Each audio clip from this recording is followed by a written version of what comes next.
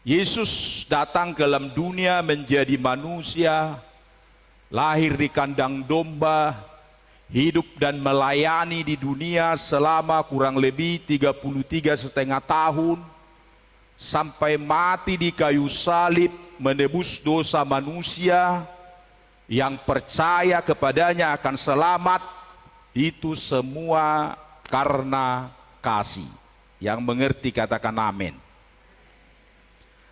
Jadi semua orang yang percaya kepada Yesus sebagai Tuhan dan Juru Selamat pribadinya, dia harus hidup berjalan dalam kasih.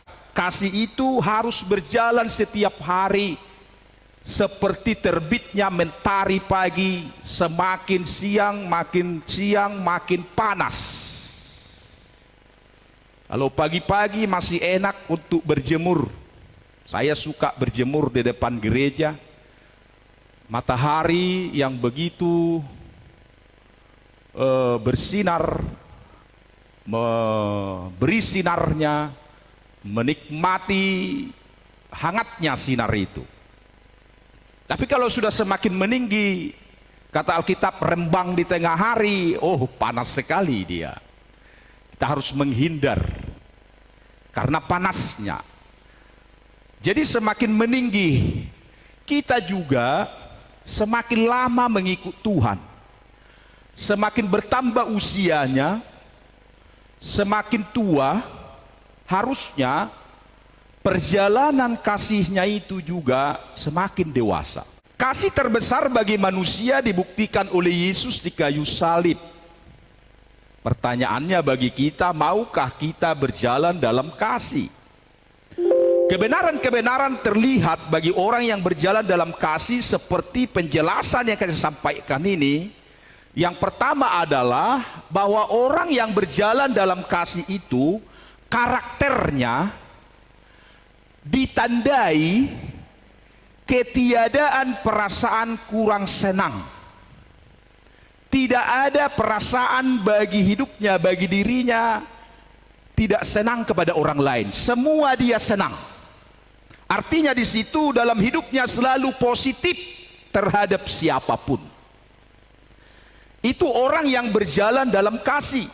Karakternya itu ditandai oleh ketiadaan, berarti tidak ada. Ketiadaan perasaan kurang senang, berarti dia senang kepada semua orang.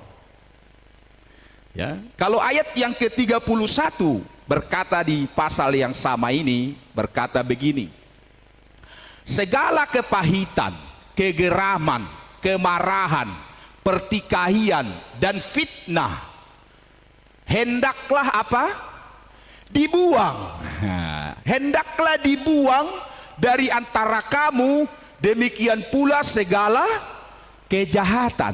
Jadi tidak ada di hatinya hal-hal yang jahat.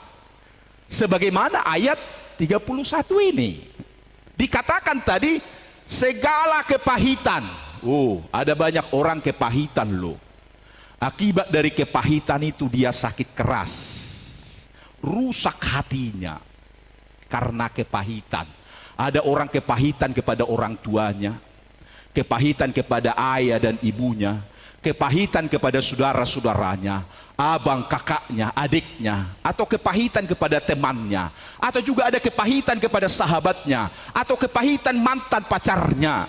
Karena faktor-faktor tertentu yang membuat itu, sehingga kalau ini disimpan, ingat, saya ulangi sekali lagi, kalau ini disimpan, itu akan merusak hatimu dan membuat engkau sakit.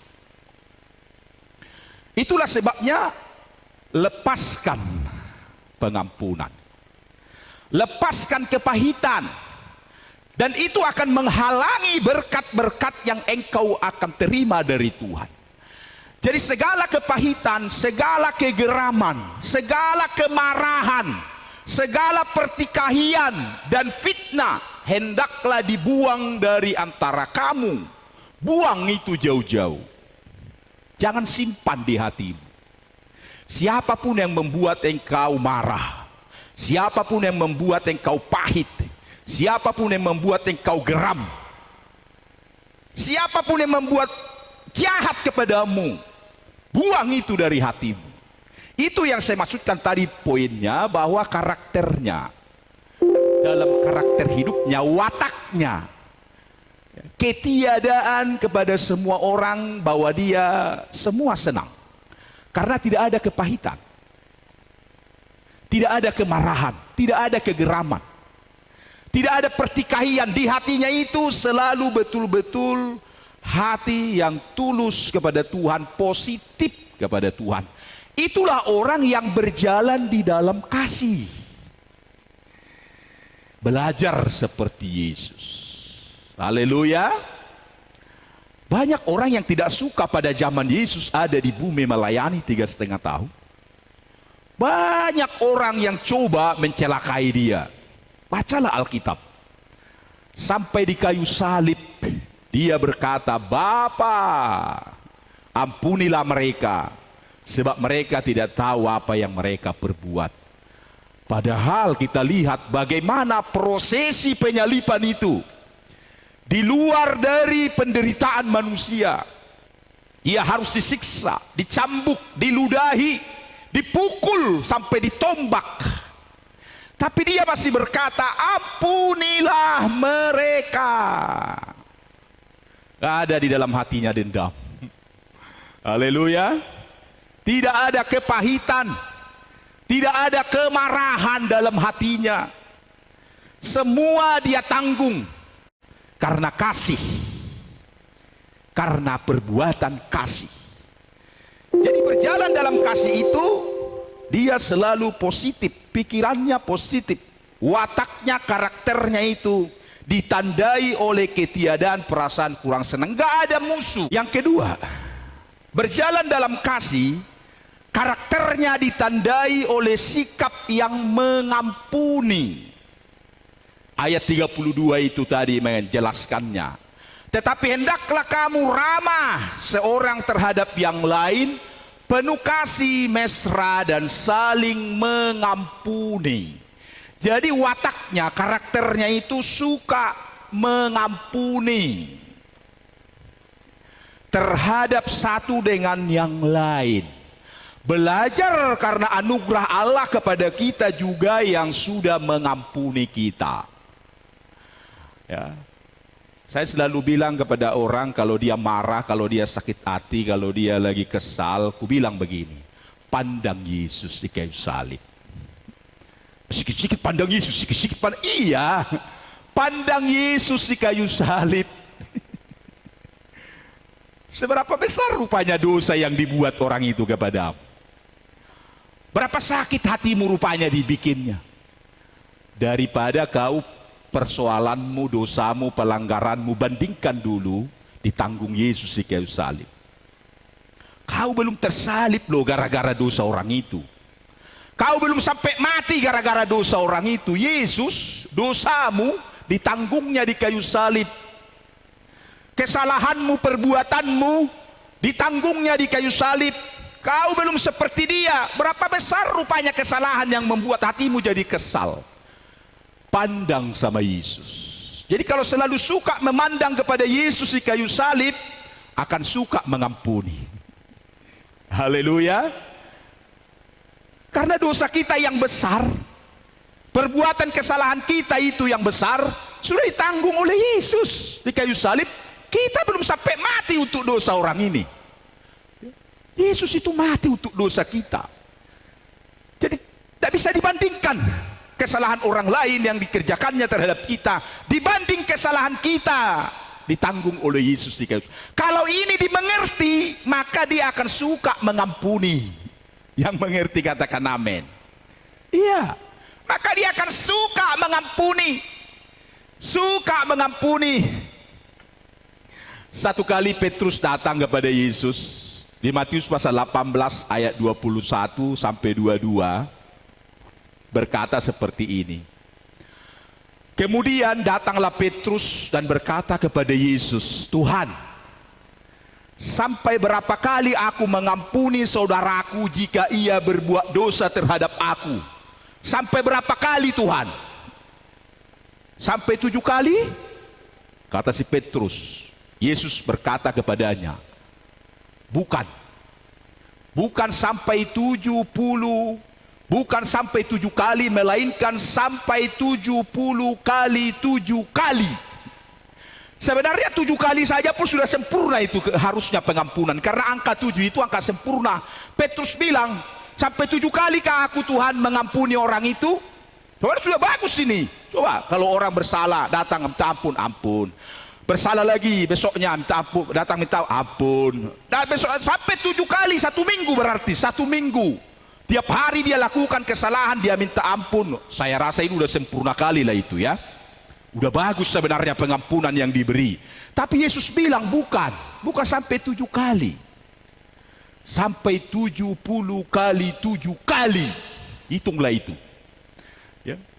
Artinya ini pengampunan yang tak terbatas. Itu orang yang berjalan di dalam kasih. Karena dengan kita melepaskan pengampunan, kembali lagi saya berkata, tubuh kita sehat, rohani kita sehat. Kalau semua sudah sama-sama sehat, pikiran kita sehat, maka panjanglah umur kita. Haleluya. Panjang umur kita. Karena selalu ada pengampunan. Kalau sudah dilepaskan pengampunan, itu penting. Itu penting. Itu yang diajarkan oleh Yesus. Karakternya itu ditandai oleh sikap yang mengampuni terhadap satu dengan yang lain. Dan melihat kasih karunia Allah kepada kita. Bahwa dia sudah mengerjakan itu, memberi teladan kepada kita. Saya ulangi sekali lagi, dia berikan teladan. Kadang-kadang kalau dipikirin, ajaran Yesus ini banyak yang tidak masuk akal. Kalau ditampar pipi kanan, kasih pipi kiri. Enak kali dia. Kalau kamu dilempar dengan batu, kepalamu sudah bocor, kalaupun kau balas, lempar dengan apa? Kulit pisang. Gimana pula ini, bocor kepala sudah dijahit, berapa hetingan dijahit, masa kalau dibalas pun dilempar dengan kulit pisang, 1 truk pun dilempari dia dengan kulit pisang, tak sakit itu. Tapi memang itulah ajaran Yesus. Haleluya. Luar biasa ajaran Tuhan Yesus ini. Yang ketiga, berjalan dalam kasih itu karakternya ditandai oleh sikap pengabdian. Pengabdian penuh kasih. Dia mengabdi penuh kasih. Kalau namanya mengabdi, tak pun terima imbalan, itulah orang yang mengabdi. Walaupun penting dikasih balas, tapi kalau kita mengabdi, Tuhan yang akan membalaskan kepada kita. Orang mengabdi, memberi hidupnya, mengabdi. Dan Tuhan akan bertanggung jawab kepada orang yang memberi hidupnya. Seperti saya mengabdi menjadi hamba Tuhan. Menjadi pendeta, melayani pekerjaan Tuhan. Mengabdi kepada Tuhan sepenuhnya. Maka Tuhan yang akan bertanggung jawab untuk semua kebutuhan, keperluan saya. Karena saya mengabdi dalam pekerjaan Tuhan. Dia yang akan menyediakan semua keperluan, kebutuhan saya. Demikian halnya dengan kita, bahwa orang yang berjalan dalam kasih itu, dia ditandai dengan sikap mengabdi penuh kasih, bukan yang dibuat-buat. Jadi orang yang mengabdi dalam melakukan firman Allah, pasti akan diberkati oleh Tuhan. Haleluya. Pengabdian itu ditandai karena sesuai dengan kedudukan kita sebagai anak-anak Allah. Coba kita lihat ayat ini. Di Efesus pasal 5 ayat 1 sampai 2 berkata begini. Sebab itu, jadilah penurut-penurut Allah, seperti anak-anak yang kekasih, dan hiduplah di dalam kasih sebagaimana Kristus Yesus juga telah mengasihi kamu dan telah menyerahkan dirinya untuk kita sebagai persembahan dan korban yang harum bagi Allah. Penurut-penurut. Jadilah penurut-penurut, bukan pembangkang, bukan pemberontak. Anak-anak yang kekasih itu penurut-penurut. lakukanlah firman Allah. Hiduplah mengabdi dalam kasih sebagai anak-anak Allah. Contohlah Yesus yang sudah menunjukkan kasihnya kepada kita. Sebagai anak itu kita harus jadi penurut. Katakan amin. Sama halnya di rumah tangga. Kalau anak kita tidak penurut, stres kita dibikin. Ya. Kita suruh begini melawan. Kita suruh begini membangkang. Pasti sebagai orang tua kita merasa geram dengan dia. Tapi kalau sebaliknya, kita suruh dia penurut, mungkin tak dimintanya pun sesuatu, sudah kita duluan kasih sama dia. Karena dia penurut. Demikian kita dengan Tuhan. Bapa yang baik. Ketika kita jadi pelaku firman, menurut perintahnya, hidup dalam kasih, dia akan berikan sebelum kita minta pun dia sudah sediakan kebutuhan kita. Haleluya. Karena kita menurut. Coba kalau kita pembangkang, mana mungkin Tuhan mau berkati, mana mungkin Tuhan mau kasih. Karena kita melawan, pembangkang, tidak taat, tidak jadi anak-anak penurut. Tapi kalau kita jadi penurut, anak-anak penurut, hidup dalam kasih, berjalan dalam kasih, maka Tuhan yang akan memberikan balasan yang setimpal dalam hidup kita. Haleluya. Itu yang disebut ayat ini. Bahwa berjalan dalam kasih itu ditandai karakternya, sikapnya, pengabdian penuh kasih. Sesuai kedudukan kita sebagai anak Allah, kita harus jadi penurut. Dengan kasih yang serupa, kasih Kristus yang sudah mengasihi kita sekalian. Jadi ibu bapak, saya selalu mengkaitkan kondisi situasi COVID ini. Karena itulah terjadi sekarang. Saya tidak mengkait-kaitkan 20 tahun yang lalu, 10 tahun yang lalu, 5 tahun yang lalu. Tahun 2020, masa COVID-19. Mari kita tunjukkan kasih kita satu sama lain. Haleluya. Tunjukkanlah kasih itu kepada semua orang. Saya selalu berkata, yang kuat bantu yang lemah. Yang diberkati banyak, bantu yang kurang diberkati. Itu membuktikan kita itu hidup berjalan dalam kasih. Nyatakan itu, praktekkan itu. Ya. Di COVID-19 inilah teruji iman kita. Bahwa kita anak-anak Tuhan, penurut-penurut Allah. Jangan tertawa dengan kekurangan orang lain. Jangan tertawa dengan penderitaan orang lain. Tapi kita harus sama-sama merasakan apa yang dialami oleh orang itu, kita alami juga. Apa yang lebih bagi kita, kita bagi dia. Haleluya. Sama halnya yang diajarkan oleh Alkitab. Tertawa dengan orang tertawa, menangis dengan orang yang menangis. Itu anak Tuhan. Haleluya. Jangan tertawa ketika orang dalam kesusahan.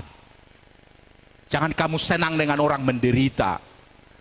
Dosamu besar. Tapi mari kita semua mengalami ketika suka dan duka sama-sama kita tanggung. Mari berjalan dalam kasih, belajar seperti praktek yang diberi oleh Yesus.